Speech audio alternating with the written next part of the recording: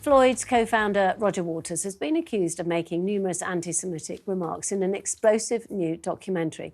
The campaign against anti-Semitism spoke to former colleagues who claim the singer humiliated and demeaned Jewish members of its entourage, leaving others fearful of revealing their heritage. He also allegedly proposed writing a highly offensive racial slur on an inflatable pig to be floated above one of his concerts. A former touring musician claimed Waters even mocked his grandmother, who'd died in the Holocaust. I told him a little bit about my family background, that they're Ashkenazi Jews, that they're Holocaust survivors from Minsk and Poland. And he kind of was smiling in a kind of a awkward way. He says, "How about other relatives? Are there relatives on your father's side?" I said, "Not that I'm aware of. I think most of them were killed." He went, "Oh." He says, "I can help you feel like you're meeting your long-lost relatives."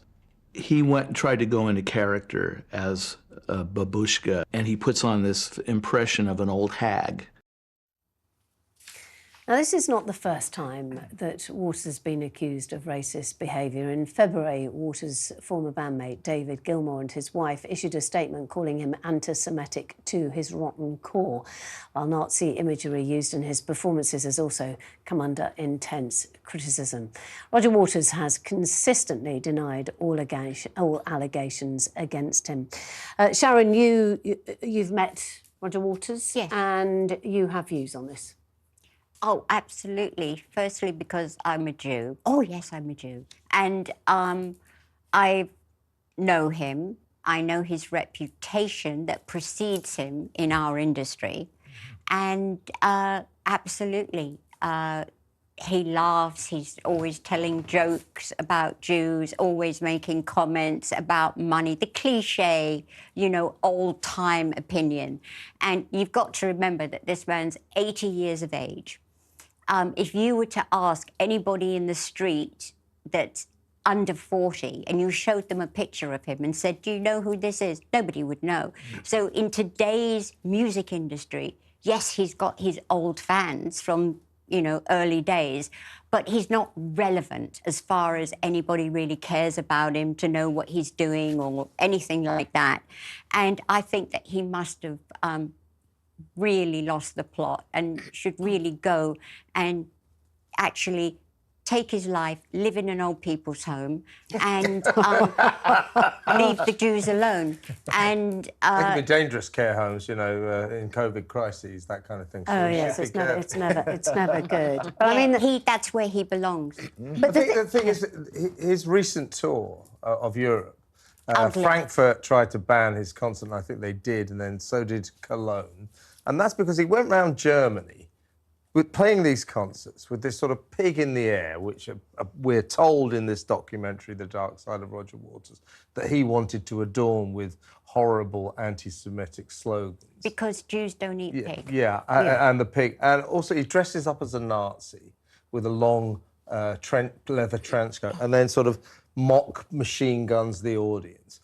And then has a huge portrait of Anne Frank on his rear projection. Exactly. So you know, as a famously impartial journalist, I have to be careful here, but I have a lot of Jewish friends, and they believe wholeheartedly Roger Waters is 100% a disgraceful anti-Semite. But this has been going on for years. This isn't just happened because he's old and lost the plot. This has been going on since I'm sure that there are people who would say, well, he's pro-Palestinian and therefore he's anti-Israeli. It is a different thing. How many times do we have to keep explaining about? You can say that you're against policies from by the Israelis. Absolutely, but I am against a lot of them. I'm really against it, but this is he a takes different it thing. a step. Do you think he's an anti-Semite?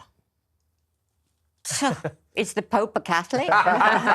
What I don't understand is how he's been allowed to get away with this for so long. You know, if this is something that's been going on for years and he's been using this imagery and been saying these things, is how people still attend the concerts, still buy the music, and he's huge, by the way. His concerts are massive. And Germany did manage to, 2 cities, you said, managed to ban his concert. But why has he managed to get away with this for so long? It doesn't make sense. Because, unfortunately, anti-Semitism is not taken as seriously as other forms of racism. Nobody cares. Yeah, you've got Nobody cares, You've got except Kanye you. West making horrible references of anti-Semitism, and he's still getting books, he's still releasing albums, he's still written about like a normal celebrity. It's not taken seriously, and that's a massive problem.